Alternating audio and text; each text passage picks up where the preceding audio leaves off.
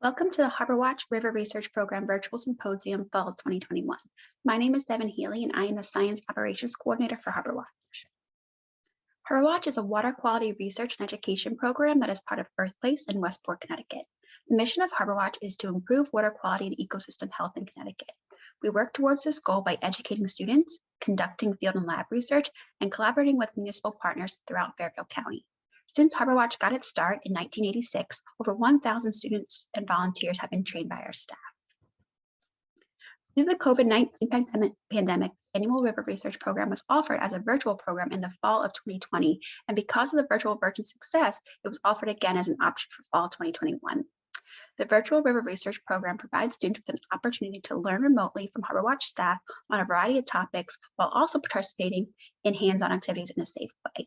The Virtual River Research Program includes weekly discussions on water quality and research topics, interactive demonstration day to learn research methods, a field day for students to collect and analyze water samples, and the virtual symposium. Field Day 2021. Each student who wished to participate in Field Day was provided a complete field sampling kit, specific location to sample, and detailed instructions. On Field Day, students collected samples of water at different designated sites and used test strips to measure water quality parameters in the field. Water samples were analyzed by HarborWatch staff in the lab for indicator bacteria E. coli.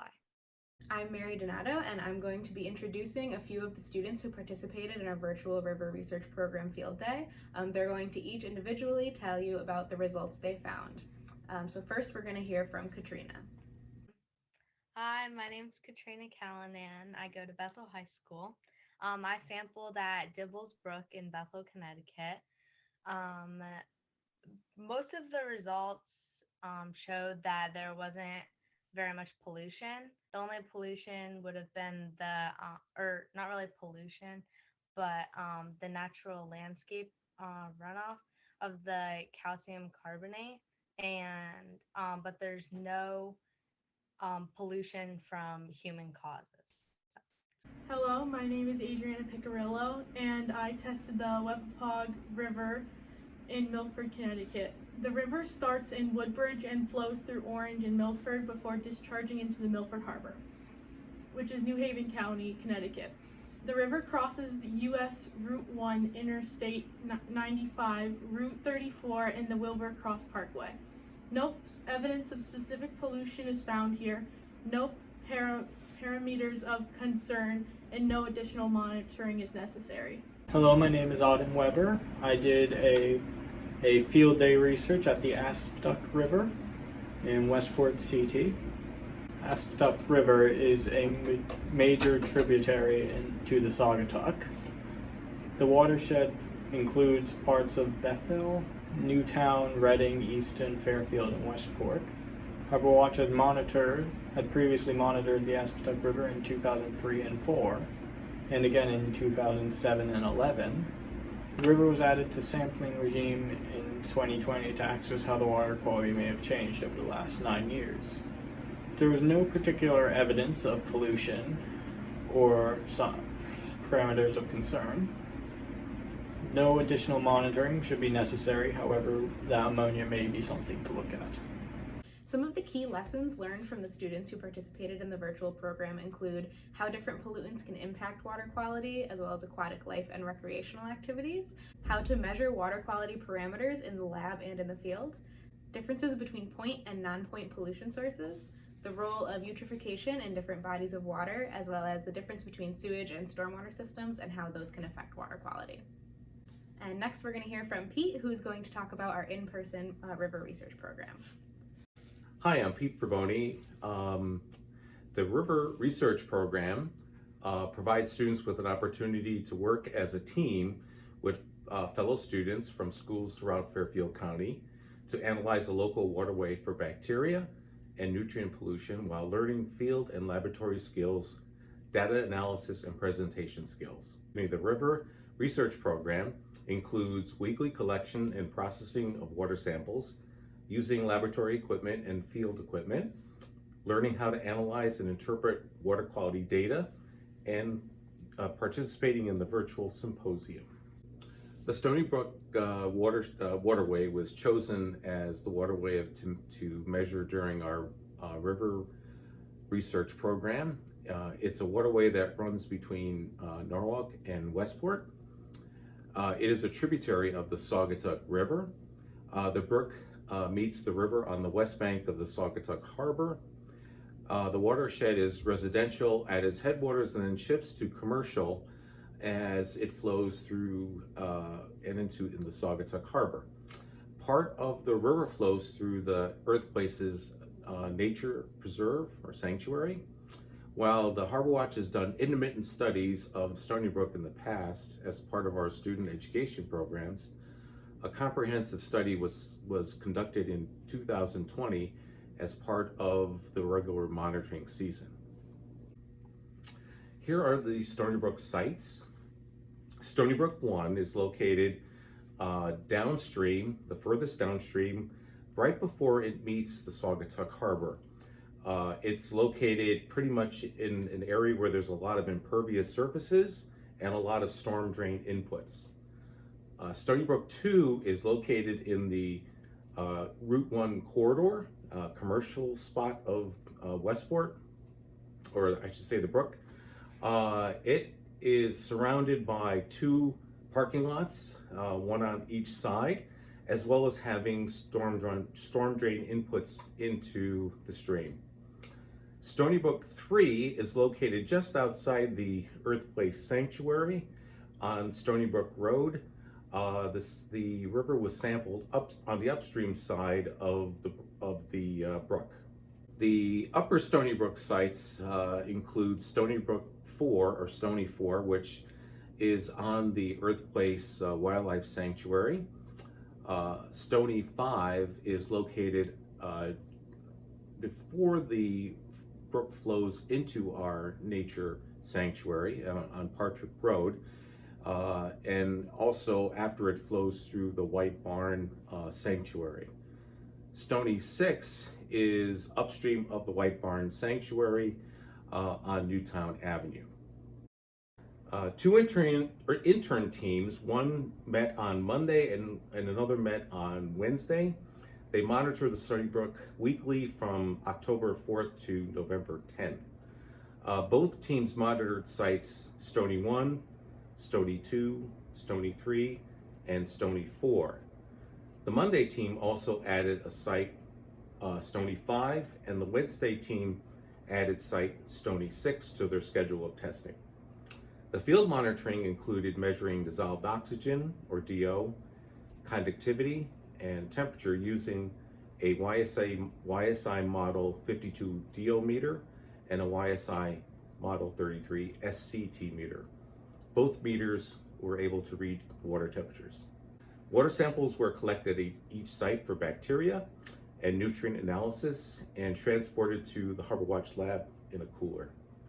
The indicator bacteria was analyzed using IDEX ColiAlert and IDEX EnteroAlert enzyme substrate methods. Hardness and pH were measured using HOC test kits in chemistry. Ammonia-Nitrogen, phosphate, phosphorus, and iron were measured using colorimetric testing with HOC reagents, methodology, and spectrophotometer. And here are some of our research program students at work. The slide on the left is our team on Monday collecting water samples at Stony 4 on the Earthplace Sanctuary. There they were taking dissolved oxygen readings, conductivity and temperature readings, as well as collecting a water samples to bring back to the Harbor Watch lab for analysis.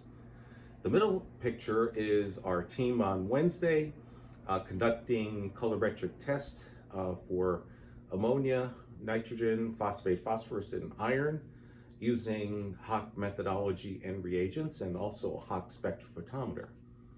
The picture on the right is one of our Monday students conducting a hardness test using HOC hardness test kit.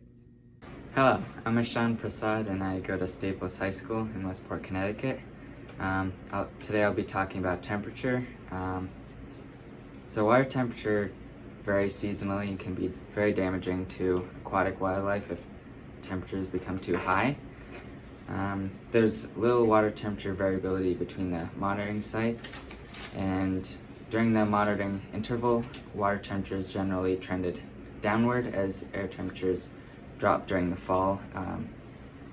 So the water temperatures ranged higher at sites like Stony 1 and Stony 2, which were roughly 8 to 18 degrees Celsius, or 8.5 to 20.1 degrees Celsius, where land is more developed with more impervious surfaces. Water temperatures also dropped dramatically at all sites on November 8th, possibly due to colder nighttime air temperatures. Air temperatures also rose 2 days later. So now I'll be talking about dissolved oxygen.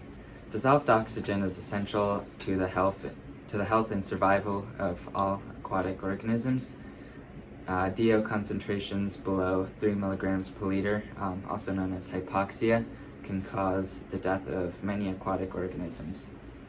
Dissolved oxygen concentrations were healthy at all sites and met the CT DEEP 5 milligrams per liter criterion. The widest ranges of dissolved oxygen values were roughly 5.3 to 12.4 milligrams per liter, and this occurred at sites Stony 2 and Stony 1, especially between November 3rd and November 10th. Dissolved oxygen levels at most sites generally increased as water temperature decreased over time. Hello, I am Auden Weber of Pierpont School. I will be discussing the conductivity we noticed in Stony Brook. Conductivity is a measurement of how well water can conduct electricity. As more ion-producing contaminants enter the water, the conductivity values will increase. The conductivity values were very stable and not varying until the large rainstorm in October 22nd.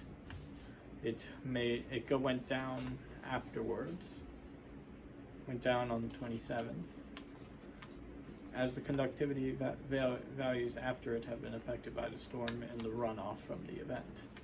Conductivity values ranged the widest from sites Stony 2, were at 400 micromoles and 164 micromoles, where the others are more pervious surfaces and storm drain inputs. The conductivity means at other sites ranged from 298 micromoles to 291 micromoles. The conductivity values at site Stony 1 were not displayed because the saltwater intrusion from the Aspetuck estuary during high tides would affect the measurements. Hello, my name is Adrianna Piccirillo, and I'm from Jonathan Law in Milford, Connecticut. I will be talking about hardness. Hardness is caused by dissolved minerals, primarily the presence of calcium and magnesium in water. When these minerals are in high concentrations, it is difficult or hard to use soap for cleaning purposes.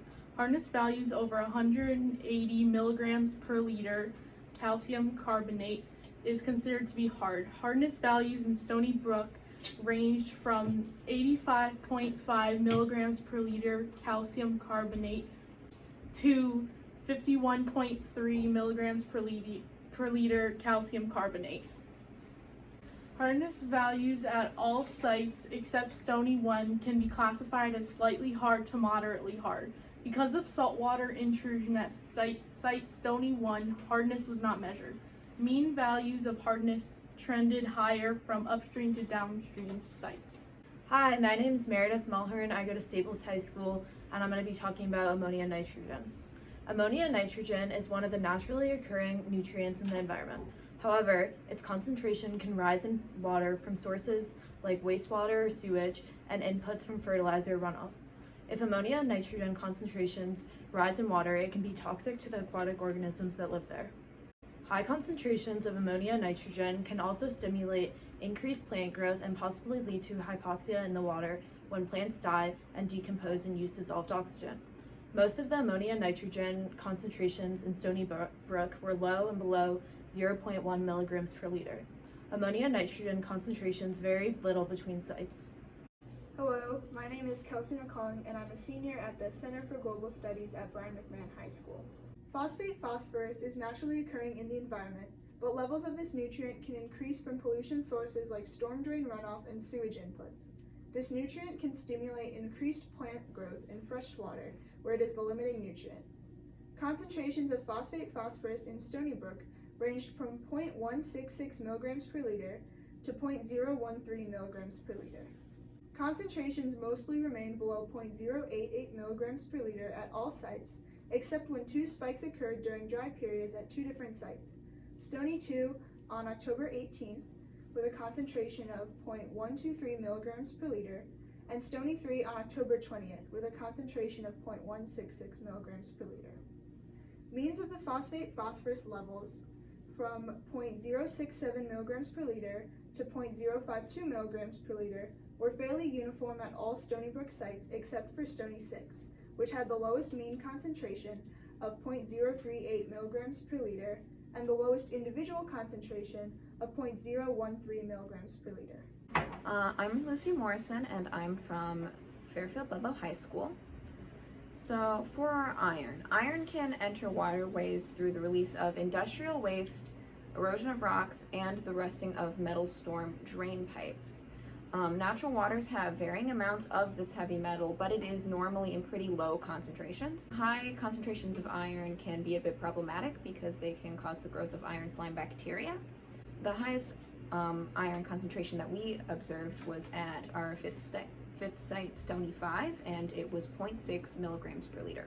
And the lowest concentration we observed was at Stony 2, our second site, and that was 0.05 milligrams per liter.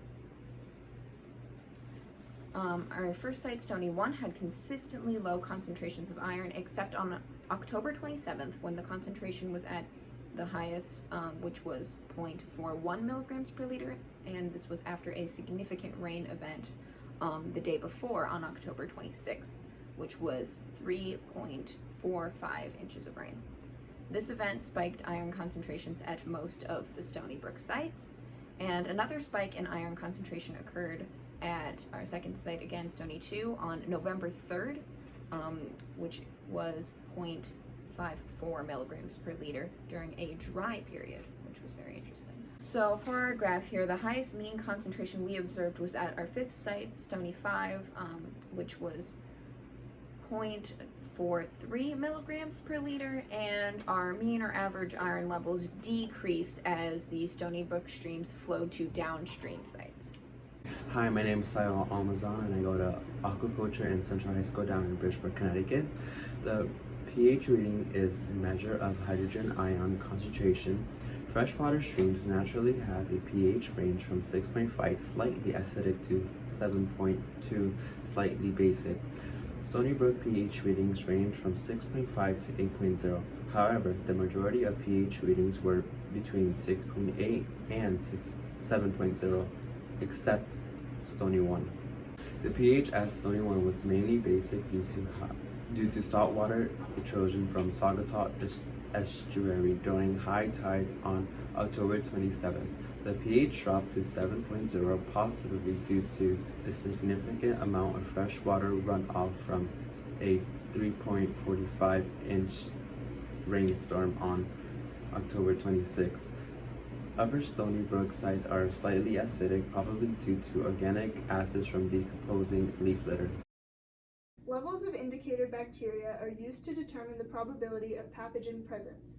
Indicator bacterial levels in Stony Brook ranged from a high of 3,106.2 most probable number out of 100 milliliters at Stony 4 to 5.2 mpm out of 100 milliliters at Stony 2. All Stony Brook sites except for Stony 5 and Stony 1 had their highest indicator bacteria level on October 27th, after a rainfall event of 3.45 inches. All Stony Brook sites except for Stony 5 failed the Connecticut DEEP single sample maximum criterion of less than 15% of samples below 576 mpn for 100 milliliters. Stony 5 was not sampled immediately after the rainfall event. All Stony Brook sites except for Stony 2 failed the CT DEEP geometric mean criterion of 126 mpm per 100 milliliters. Stony 1 had the highest geometric mean of 389 mpm per 100 milliliters and the highest percent over the single sample maximum of 58.3% of all the monitoring sites. The Riverwatch Program Student Conclusion. Dissolved oxygen concentrations in Stony Brook were healthy and all sites met the Connecticut DEEP criterion, 5 milligrams per liter.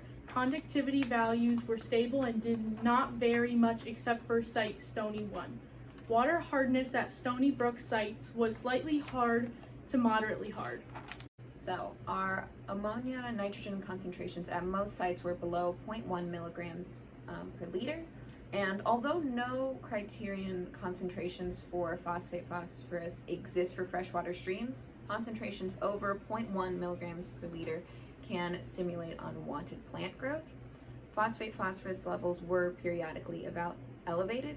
Monitoring of phosphate phosphorus should continue in order to assess the health overall of the brook. Iron levels were fairly low in the brook. No iron slime bacteria growth was observed at any of the monitoring sites. The pH levels in Stony Brook were within a normal range. Indicator bacteria levels are a concern. All sites failed either both or one of the CT deep criterions for indicator bacteria concentrations. Monitoring should continue. A new housing development is being built between Stony 6 and Stony 5, which could impact the water quality of Stony Brook flowing nearby. The monitoring should continue to assess the possible effect of this construction on the water quality conditions in the brook. We want to say a huge thank you to our funders. This program would not have been possible without support from the Long Island Sounds Futures Fund, a donor-advised fund at Fairfield County's Community Foundation, the Elizabeth Raymond Ambler Trust, the New Canaan Community Foundation, and the generosity of individual donors. Thank you.